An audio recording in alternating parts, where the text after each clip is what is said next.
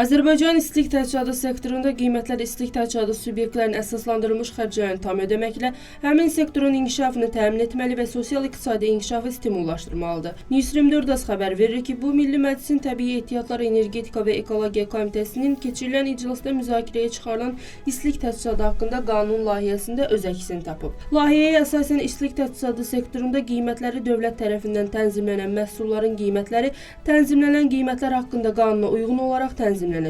Təbii inhisar subyektlərinin təqdim etdiyi məhsullar istisna olmaqla istilik təchizatı sektoruna təqdim olunan qiymətləri tənzimlənməyən məhsulların qiymətləri tərəflər arasında bağlanan müqavilələrlə müəyyən ediləcək. Tənzimləyici bu qiymətləri monitorinq edəcək. Təbii inhisar subyektləri tərəfindən təqdim edilən tarifləri tənzimləməyən məhsulların qiymətləri Rəqabət Məcəlləsinin 39.6-cı maddəsinin tələbləri nəzərə alınmaqla təbii inhisar subyektlərinin özü tərəfindən müəyyən olunacaq. İstilik təchizatı sektorunda qiymətlərin müəyyən olunması zamanı nəzərə alınmalı olan itkilər bu qanunda nəzərdə tutulan qaydaya uyğun olaraq hesablanacaq. İstilik enerjisinin istehsalçıları, paylayıcıları və satıcıları tərəfindən tənzimləyiciyə tənzimləmə haqqı ödəniləcək. Bu tənzimləmə haqqının məbləği və ödənilmə qaydası müvafiq icra hakimiyyəti orqanının müəyyən etdiyi qurum ilə razılaşmaqda müvafiq orqan tərəfindən müəyyən ediləcək və həmin məbləğ 2028-ci il iyulun 1-nədək müvafiq icra hakimiyyəti orqanının müəyyən etdiyi qurumun hesabına köçürüləcək. 2028-ci il iyulun 1-nədək istilik təchizatı sektorunda qiymətlər müvafiq icra hakimiyyəti orqanının müəyyən etdiyi qurum tərəfindən tənzimlənəcək.